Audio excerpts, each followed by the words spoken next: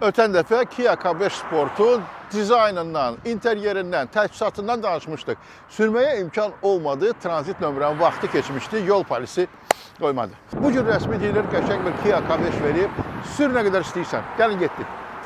Və əlbəttə yerimizi rahatlayaq, elektrik tənzimləmələr, bəli.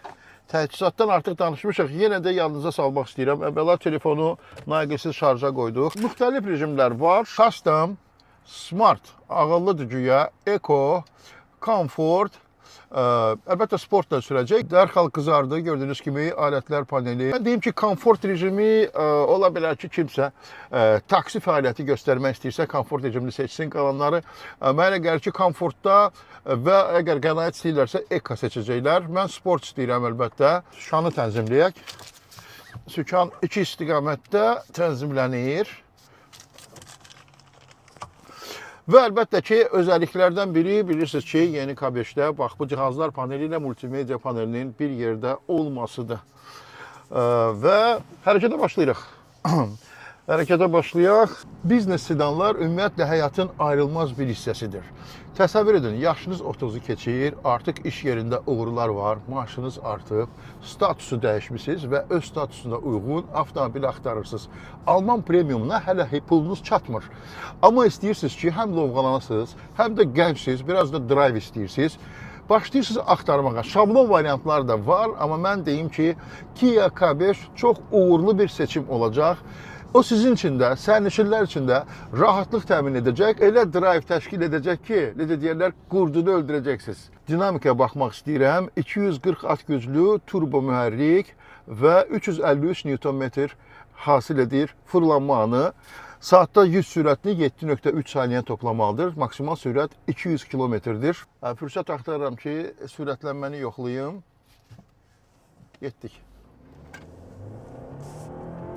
Avtomobilin qabaq hissəsi qalxır və saatda 100 sürəti yox, 80-dən artıq təəssüf ki, qalxa bilmərəm. Amma hiss olunur ki, dinamik bir avtomobildir. Eyni zamanda biznesdən genişliyi, rahatlığı da öz yerində. Oturacaqlar da sportdur, yan dəstəyi çox yaxşı hiss edirsən. Qucaqlayıb sən əməlli başlı K5 və oturacaqlar yeri gəlmişkən ventilyasiya və isitmə funksiyasına malikdirlər.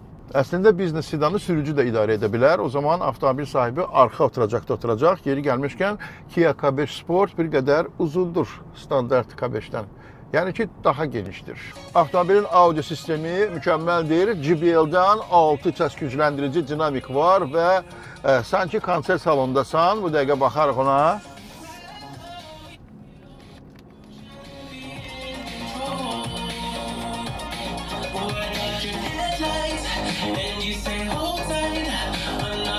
İdarələnmədən demək istəyirəm, sükana qulaq asan avtomobildir. Yəni bir anlıq belə yol səthi ilə təması itirmirsən. Avtomobil daim nəzarətdədir və elektron sistemlər də var. Məsələn, yola nəzarət sistemi, yəni yolun zolağında nəzarət sistemi. Burada işıq, işarə də var. O xəbər verir ki, aktiv təhlükəsizlik sistemləri həqiqətən aktivdir. Cruise kontrol da var, qarşıdakı müayinəyə barədə xəbərdarlıq. Mən indi hazırda aktiv təhlükəsizlik sistemlərini yoxlamaq üçün bir qədər özüm zolaqdan çıxdım sanki və dərhal mənə bir fincan kofe göstərir, deyir ki, bəlkə yorulmuşsan, biraz istirahət elə. Çox sağ ol, içmiş kimi varam. Və sürəndən sonra yekun olaraq nə demək istəyirəm? Əlbəttə, bayaq dediyim kimi, avtomobil sahibi arxa oturacaqda da əyləşə bilər.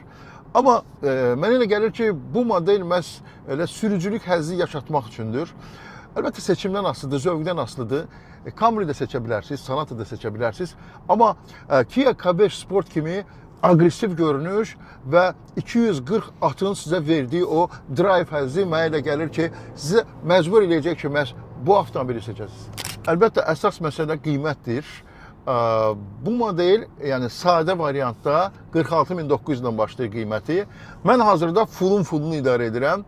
59.900 manata siz bu avtomobili bax, bu variantda əldə edə bilərsiniz.